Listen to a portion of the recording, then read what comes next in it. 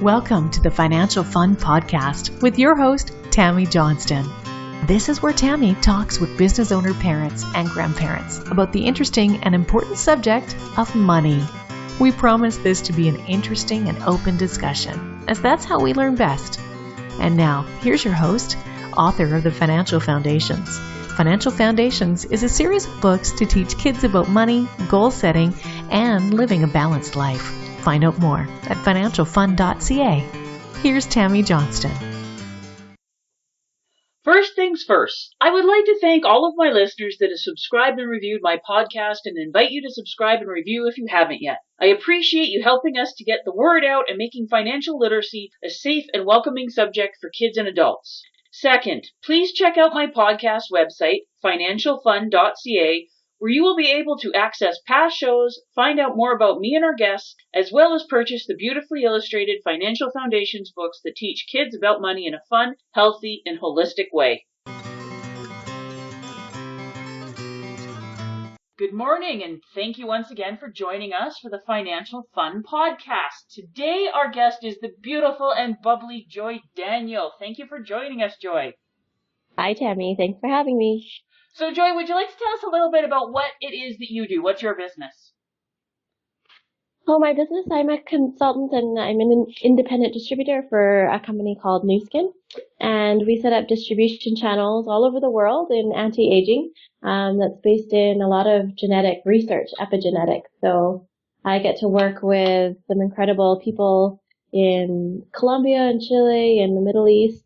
A lot of them have healthcare professional backgrounds, and here in Canada as well, I work with a lot of people, both in the health and wellness and also the beauty industry. So it's great.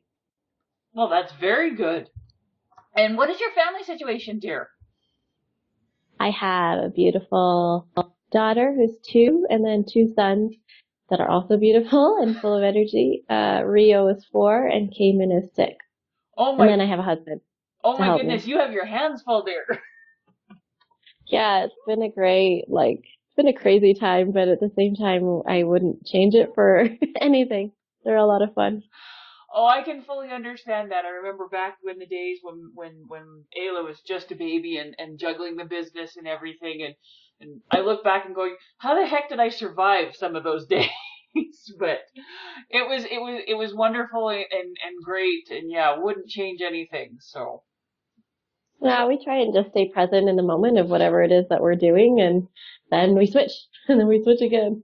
So thinking back to when you were a kid and stuff, when did you first start realizing the concept of money and start asking questions? I think, I know you teach about this all the time, but I mean, probably from a young age, it was apparent to us that money was important and that we needed it for things. And at the time, they were things that were important to us, like toys, that kind of stuff. But I do remember, not being able to go to restaurants as a kid because it was expensive, right? Yeah. Or, and my mom and dad, they came from the Philippines as immigrants, and so they didn't come with anything, really, except for their hard work ethic and their education and their hearts. But when my dad, when I was 14, my dad went from being a grocery store manager to owning his own little coffee shop in Delhi. And I got to work there at his store. And so I got to learn a lot about business, traditional business, and money at that time. So it was a really valuable experience at a pretty young age. Yeah, I found that with a lot of people. If the kids are able to work in the family business, be it like a little store or a restaurant or helping out in the office, they learn an awful lot and pick up a lot more that just isn't an option when your parents have your regular 9-to-5 jobs. Yeah, and I mean, we worked hard too, right? My dad would be up before all of us and pouring coffee before, the sun came up. And oftentimes, we would be the ones closing, or he'd be the one closing the store at 10 p.m. And so we got to see all aspects, good and bad, of owning your own business. Most of all, my dad is incredible at customer service, and people would just come just to see him. And so it was a really great opportunity for us to grow ourselves and learn from him. Well, those are great examples to learn from, and yeah, like I like how you say like the pros and cons. There's pros to being an employee and definitely cons, and then there's definitely the pros and cons of being a business owner. But they are very different pros and cons depending on what side you're on. Oh, absolutely. And now, like, we're raising our own kids and we're teaching them about entrepreneurship in almost everything that we do. So I totally believe in business, owning a business and being an entrepreneur, and I love it. I can't imagine another way. And now, and which is funny because, when I was a kid, it was always like, go to school, get your education. And, I got 2 degrees. I got my engineering degree and got to travel all over the world with that. And then I got laid off, and decided to go back to school again. Can you imagine, Ted? And I got my teaching degree, which it wasn't for me either. But I mean, yeah, today's society is so much more different now. It's the way internet and technology are going that I don't think it's necessary you get to learn things definitely as an employee, but multiple streams of income is where we really focus our energy on with our own finances and with our teaching our kids as well. Well, you say you're teaching your kids, and your kids are very young. So, question: what are some of the things that you're teaching your kids with them being 2, 4, and 6? Well, we had the opportunity to learn from you, Tammy, in terms of what you do to bring knowledge to children and at a young age about money. And I mean, even, Cayman and Rio, even Priya too, if she finds like a quarter or a dime somewhere in the couch or something, she knows, right? Like she picks it up and she's like, money. And she's so happy to get it. So just the abundance mindset about money and, when they want things, how to set a goal for it and how to plan to use their resources to get what they want in their life. So whether that be, saving money from presents, or making their own money, finding ways to earn money by doing chores or helping other people with their chores and how to save as well. Yeah, a lot of people think that kids have to be in school and a bit older to start understanding that, but we started Ayla off with an allowance definitely much smaller than what she gets now when she was like 3, and we used to pay her out in loonies to go into her jars because her wishes with her being so young were quite little, but teaching her the different things about it. And I remember one of the first lessons that she had to learn about was about paying sales tax, the GST. Because I can't remember what it was that she wanted, but she wanted to buy something and she had the money all out. It was like $6 or something, and they asked her for $6.30, and she's like, "What do you mean $6.30? It says $6." So we had to explain to her the joys of taxes. Awesome. That's great. It's a great lesson, right? There's lessons in everything that we do in our life. So I don't know. I mean, for us, a lot of it is even in personal development and goal setting. My son has a friend, Bella, who's from Korea, and she was talking about Dubai because she's had an opportunity to go to Dubai and came to know that I used to live in Dubai. And so that's his like big goal right now is to save money for a trip to Dubai to meet Bella there. So it's just like, it's That's awesome a big to goal. foster. It is. I mean, there's like adults that don't have those kinds of goals and dreams, but for us, it's just like fostering their belief in themselves that they can have these big dreams and accomplish them. And so that's a big part of it too, not just money, right? Oh, but yeah, I mean, they need the money huge. to do it. Because so many people, no, they don't want to hurt their feelings or have them set their expectations too high. And I'm going, you know what? He may change his mind, but as he's trying to figure, okay, well, how much, doing the research, how much is it going to cost to go to Dubai and all the different things, and what are some of the different things that I can do to raise that money or different things, even if he decides to change his mind or Bella moves and comes back here or whatever, all the lessons and stuff that he learns going through that process are skills that he can take to every aspect of his life.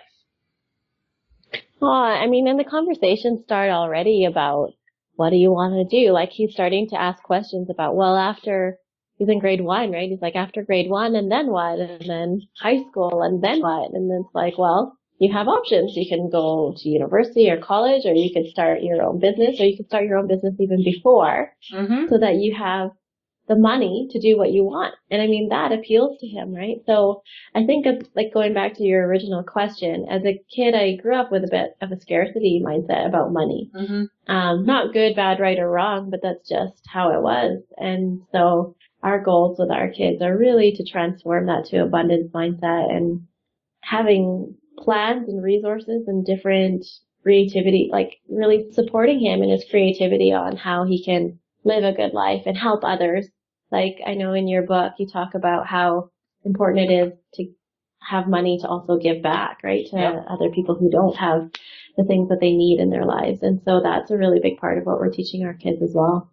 And what are some of the causes and stuff that your kids are interested in for the giving back portion? What gets them excited? Because there's so many different options and different things appeal to different people. Well, I mean, again, another great gift that my parents gave us as an example of giving back. And we recently just had a concert here in Calgary where we had 400 of our friends and family out that supported this cause, and we raised close to $20,000 to build a playground in the Philippines. Congratulations!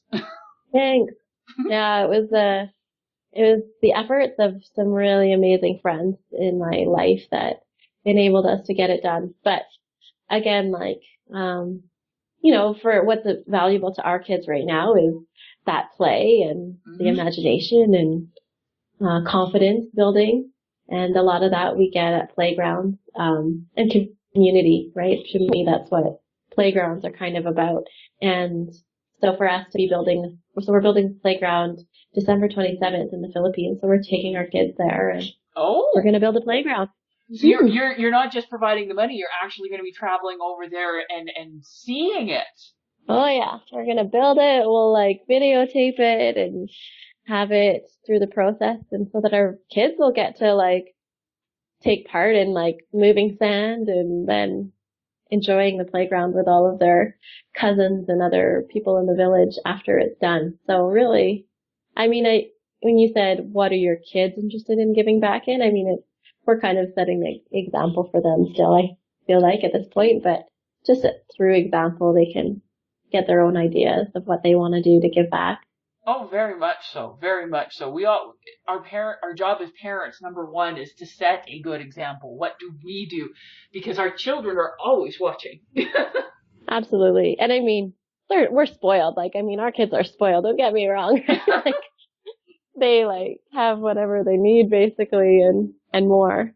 So they're happy to give away their toys that they don't play with anymore, that kind of thing. 'Cause I don't know if it's stemming from their generous hearts or their want to get more toys, new toys. And you know what? It's probably a pretty good mix of both. And I don't consider it spoiling as long as they appreciate it and they don't just constantly expect it, and as long as they're not being selfish and hoarding. Like you said, they're very good at passing on their stuff and sharing, and I don't think that's a bad thing. Good. That's a good reframe for me. Thank you. Yeah. Because I always tease Ayla a little bit. I'm going, you get so spoiled because we have an only child, and it makes it so much easier for us. And then she'll come back and she says, "But Mommy, I appreciate everything, and I'm very grateful." And awesome. She's wonderful about it, and she does pass on her stuff, and she shares, and it's all very good. So I'm going, I don't consider that being spoiled because she doesn't expect it. She's always very appreciative and thankful whenever she does get something.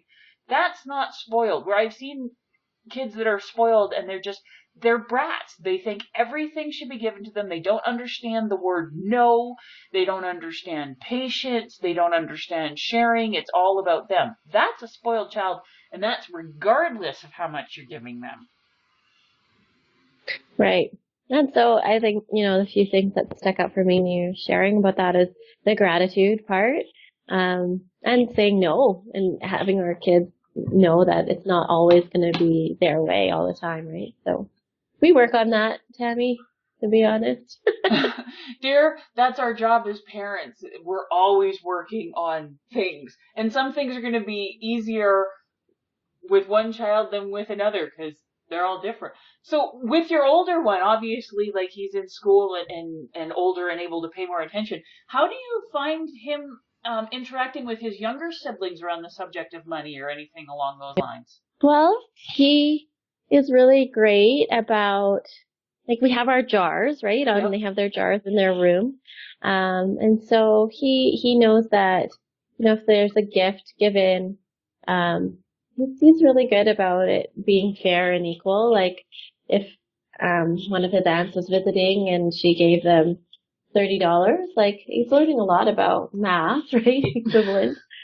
So it gets divided well, and um, there's still a little bit, of, I don't know if the word greed is the right word, but he wants more, which I don't think is a bad thing, but he seems to understand the importance of them each having, a part of it, and he's really good about teaching the little ones about putting their money away and keeping it in a safe place and knowing how much, like they count it.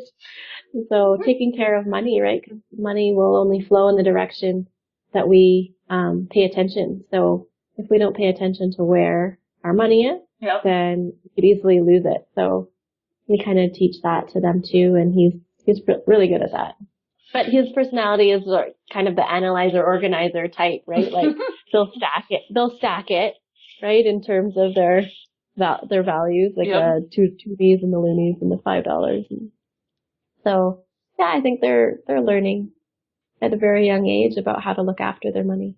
I don't think I've ever found many kids that don't get excited about counting their money and seeing this stuff. Something that Ayla always likes, especially if she's counting down to a big purchase that she's been looking forward to. On Friday, I had to take her to EB Games so she'd get the new Pokemon game that was just released.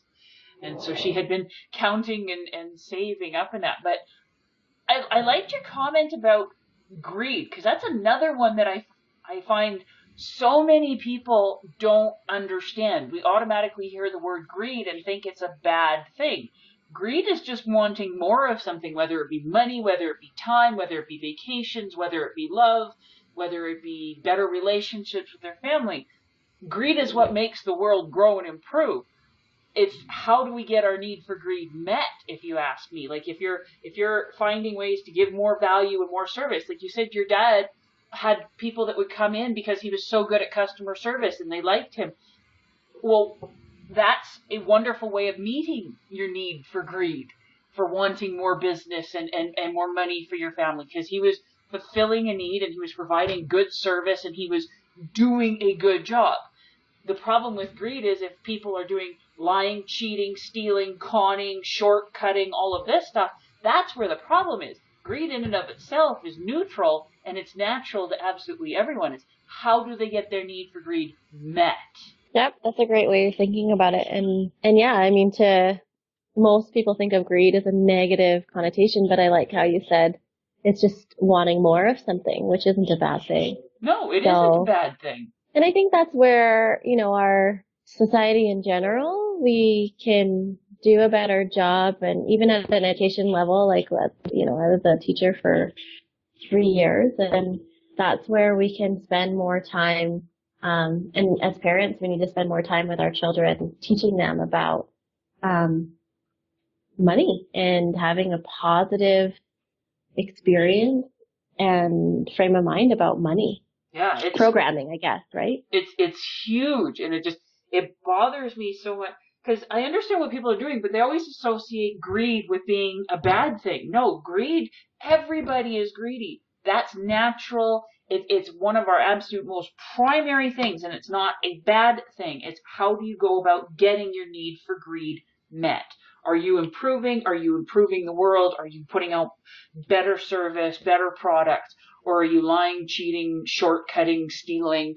How are you doing it?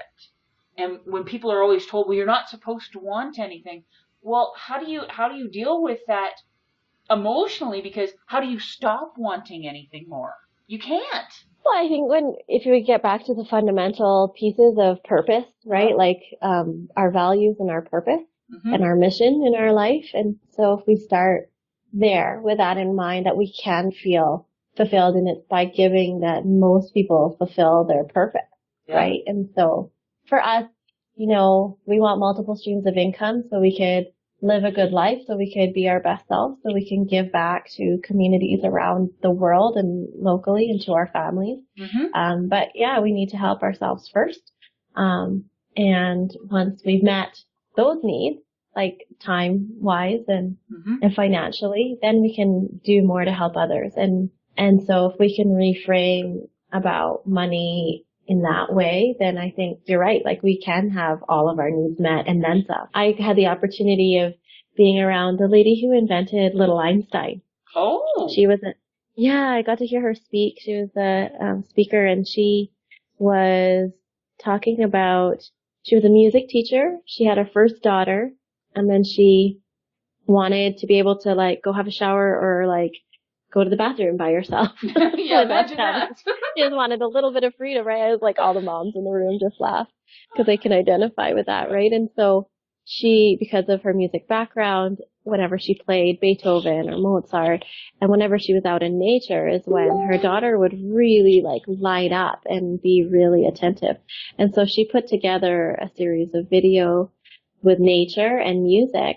And she made a few DVDs, right? And sent them out to her friends. But ultimately, I think they ended up selling the business for more money than they could ever imagine needing or ever wanting, or ever needing or wanting. And now they go around spending their time, helping communities, and they continue to develop products and apps and different little things.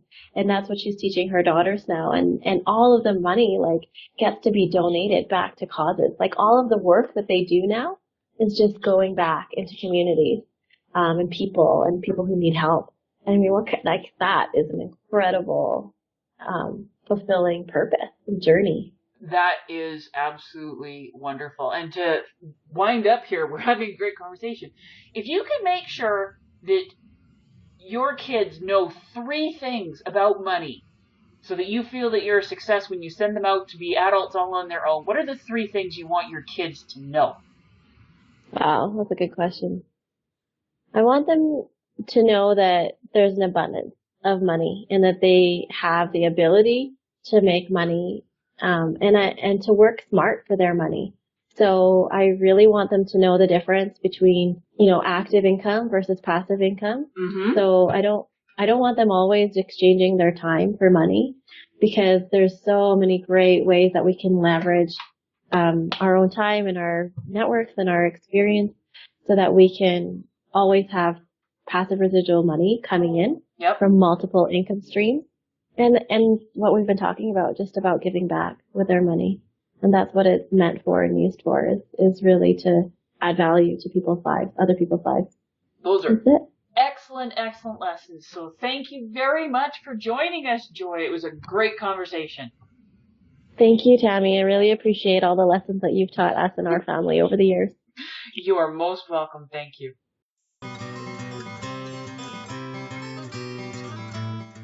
Before we leave each other, I would ask all of you listening to please subscribe to and rate my podcast. A review would be most appreciated, and feedback is always welcome. Whether it be a comment, future topic suggestions, and/or questions you or your kids would like to have answered in the Ask Tammy column on the financialfund.ca website. Please feel free to check me out on Facebook at Financial Foundation's Children's Books, on Twitter at Financial Fun, and Instagram at financial.fun. Thank you for joining us for this episode of the Financial Fun Podcast. Join Tammy Johnston again next week. For more information, please visit financialfun.ca.